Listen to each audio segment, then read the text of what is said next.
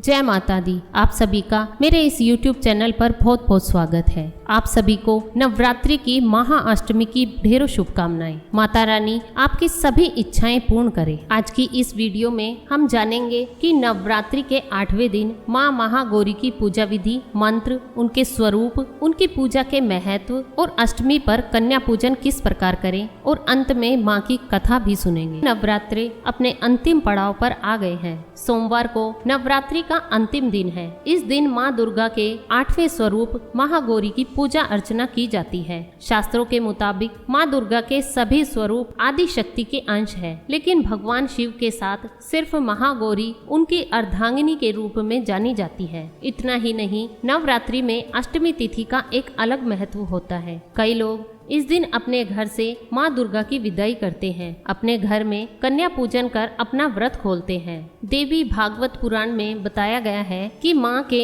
9 रूपों और 10 महाविद्या सभी आदि शक्ति के अंश और स्वरूप है, लेकिन महादेव के साथ उनकी अर्धांगिनी के रूप में महागौरी हमेशा विराजमान रहती है। माँ दुर्गा के इस स्वरूप की पूजा करने से सोम चक्र जागृत होता है और इनकी कृपा से हर संभव कार्य पूर्ण हो जाते हैं। ज्यादातर घरों में इस दिन कन्या पूजन किया जाता है और कुछ लोग नवमी के दिन भी पूजा अर्चना के बाद कन्या पूजन करते हैं। महागौरी के स्वरूप के बारे में बात करें तो महागौरी दुर्गा माँ का 8वां स्वरूप है। माँ का स्वरूप भी श्वेत है, यहाँ तक कि महागौरी कपड़े भी सफेद रंग के ही धारण करती है। महागौरी की 4 भुजाएं हैं। इनका वाहन वृषभ यानी भैंस होता है। इनके ऊपर के दाहिने हाथ में अभय मुद्रा और नीचे वाले दाहिने हाथ में त्रिशूल विराजमान है। वहीं ऊपर वाले बाएं हाथ में डमरू और नीचे के बाएं हाथ में वर मुद्रा धारण करती है। माँ महागौरी की मुद्रा काफी शांत है। इनकी पूजा करने से सभी पापों का सर्वनाश होता है। उत्पत्ति के समय माँ महागौरी ने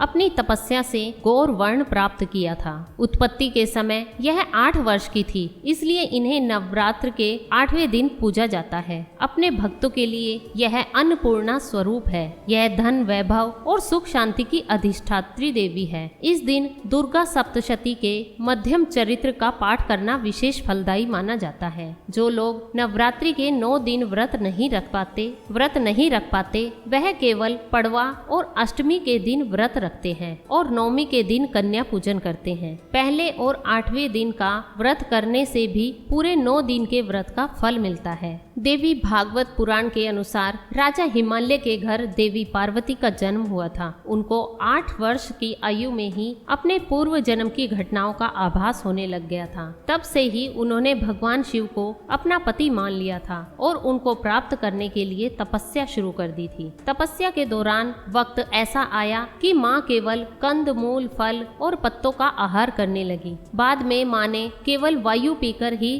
तप करना आरंभ कर दिया। माँ की तपस्या से प्रसन्न होकर भगवान शिव ने उनको गंगा स्नान करने को कहा। जैसे ही माता पार्वती गंगा स्नान करने गई, तब देवी का एक स्वरूप श्याम वर्ण के रूप में प्रकट हुआ, जो कौशिकी देवी कहलाई। दूसरा स्वरूप चंद्रमा के समान प्रकट हुआ, जो महागौरी कहलाई। माँ महागौरी अपने हर भक्त की मुराद पूरी करती है और सभी समस्याओं से मुक्ति दिलाती है। सांसारिक रूप में इनका स्वरूप बहुत ही उज्जवल, कोमल, श्वेत वर्ण और श्वेत वस्त्रधारी है। देवी महागौरी को गायन संगीत बहुत प्रिय है। माँ महागौरी की पूजा विधि। अष्टमी तिथि की पूजा बाकी के नवरात्रि की अन्य तिथियों की तरह ही की जाती है। जिस तरह सप्तमी तिथि को माता की शास्त्रीय विधि से पूजा की जाती है, उसी तरह अष्टमी तिथि की पूजा करनी चाहिए। इस दिन माँ के कल्याणकारी मंत्र ओम देवी महागौर्य नमः मंत्र का जाप करना चाहिए। माता को लाल चुनरी अर्पित करनी चाहिए। साथ ही जो इस दिन कन्या पूजन कर रहे हैं,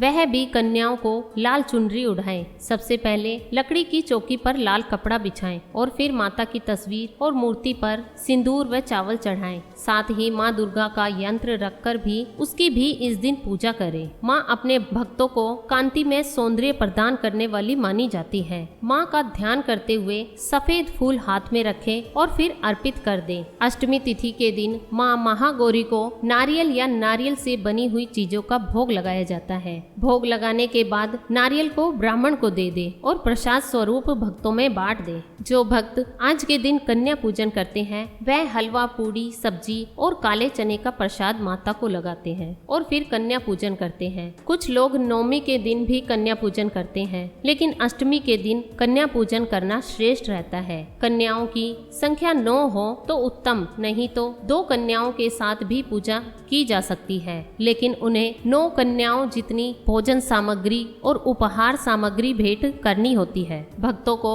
माता की पूजा करते समय गुलाबी रंग के वस्त्र पहनने चाहिए, क्योंकि गुलाबी रंग प्रेम का प्रतीक माना जाता है। इससे परिवार के सदस्यों के बीच आपसी प्रेम बना रहता है और यह रंग परिवार को प्रेम के धागे में गूंथ कर रखता है। आदि शक्ति देवी दुर्गा के 8वें स्वरूप की पूजा करने से सभी ग्रह दोष दूर हो जाते हैं। महागौरी की आराधना से दाम्पत्य जीवन, व्यापार, धन और सुख समृद्धि बढ़ती है। जो भी देवी भक्त महागौरी की सच्चे मन से आराधना व पूजा अर्चना करता है उसकी सभी मुरादें पूरी करती है। बहुत से भक्त जनों के मन में यह सवाल रहता है कि हमें किस उम्र की कन्या का पूजन करना चाहिए। तो चलिए इस पर भी बात करते हैं कि यह माना जाता है कि 2 वर्ष से 10 वर्ष तक की कन्या का पूजन होना चाहिए और शास्त्रों में यह भी बताया गया है कि किस उम्र की कन्या का क्या महत्व है। बताया जाता है कि 2 वर्ष की कन्या को कुमारी कहा जाता है। इसके पूजन से दुख दारिद्र्य दूर होती है। 3 वर्ष की कन्या को त्रिमूर्ति कहा जाता है। इसके पूजन से सुख समृद्धि आती है। 4 वर्ष की कन्या को कल्याणी कहा जाता है। उनके पूजन से भक्त का कल्याण होता है। 5 वर्ष की कन्या को रोहिणी कहा जाता है। इनके पूजन से रोग से मुक्ति मिलती है। 6 वर्ष की कन्या को काली का रूप माना जाता है। इनकी पूजा से विद्या, विजय व राजयोग की प्राप्ति होती है। 7 वर्ष की कन्या को चंडिका माना जाता है। इनकी पूजन से ऐश्वर्य की प्राप्ति होती है। 8 वर्ष की कन्या को शांभवी का स्वरूप माना जाता है। इनके पूजन से वाद विवाद में विजय प्राप्त होती है। 9 वर्ष की कन्या को दुर्गा का स्वरूप माना जाता है। इनके पूजन से शत्रु का नाश होता है। 10 वर्ष की कन्या को सुभद्रा कहा गया है। इनके पूजन से सभी मनोरथ पूर्ण होते हैं और शास्त्रों में यह भी कहा गया है कि बगैर भैरव अथवा हनुमान जी के पूजन के कन्या पूजन का विशेष फल नहीं मिलता और एक बटुक यानी बालक हनुमान जी का स्वरूप होता है। इसलिए 9 कन्याओं के साथ एक बटुक का भी पूजन जरूर करना चाहिए। माँ महागौरी की पौराणिक कथा। माँ दुर्गा के 8वें स्वरूप महागौरी को लेकर 2 पौराणिक कथाएं काफी प्रचलित हैं। पहली पौराणिक कथा के अनुसार पर्वतराज हिमालय के घर जन्म लेने के बाद माँ पार्वती ने पति रूप में भगवान शिव को प्राप्त करने के लिए कठोर तपस्या की थी। तपस्या करते समय माता हजारों वर्षों तक निराहार रही थी, जिसके कारण माता का शरीर काला पड़ गया था। वही माता की कठोर तपस्या से प्रसन्न होकर भगवान शिव ने माँ पार्वती को पत्नी के रूप में स्वीकार किया और माता के शरीर को गंगा के पवित्र जल से धोकर अत्यंत कांति में बना दिया। माता का स्वरूप गौर वर्ण का हो गया, जिसके बाद माता पार्वती के इस स्वरूप को महागौरी कहा गया। वहीं दूसरी कथा के अनुसार काल रात्रि के रूप में सभी राक्षसों का वध करने के बाद भोलेनाथ ने देवी पार्वती को माँ काली कहकर चिढ़ाया था। माता ने उत्तेजित होकर अपनी त्वचा को पाने के लिए कई दिनों तक कड़ी तपस्या की और ब्रह्मा जी को अर्घ्य दिया। देवी पार्वती से प्रसन्न होकर ब्रह्मा जी ने हिमालय के मानसरोवर नदी में स्नान करने की सलाह दी। ब्रह्मा जी की सलाह को मानते हुए माँ पार्वती ने मानसरोवर में स्नान किया। इस नदी में स्नान करने के बाद माता का स्वरूप गौर वर्ण का हो गया, इसलिए माता के इस स्वरूप को महागौरी कहा गया। इस प्रकार माँ महागौरी की कथा समाप्त हुई। आज की वीडियो में बस इतना ही। Please like, share and subscribe जरूर करें। मिलती हूँ अपनी नेक्स्ट वीडियो में। जय माता दी।